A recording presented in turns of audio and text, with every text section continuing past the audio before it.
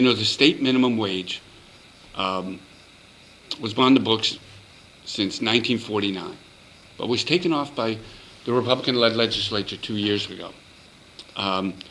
New Hampshire has the lowest minimum wage in all of New England, and there are certainly attempts by Democrats in charge of the House and minority Democrats in the state Senate and Governor Maggie Hassan to replace that law. In other words, not to raise the minimum wage, but to put back in statute that there actually is one.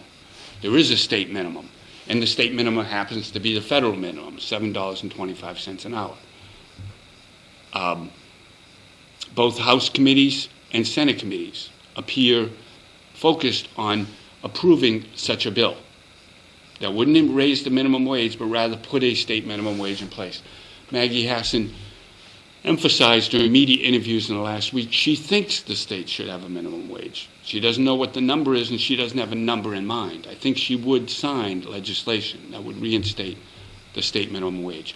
This really falls to the 13 Republicans in the state Senate. Will they stick together and support the legislation 2 years ago that struck a state minimum wage?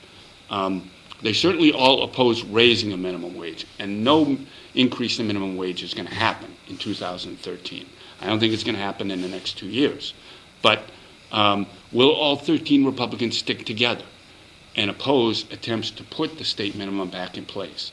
Very unclear. Donna Soucy, who's sponsoring the state minimum wage bill in the Senate, really feels optimistic she's going to be able to peel off the two Republicans she needs. We're not going to know for a number of weeks for that to happen.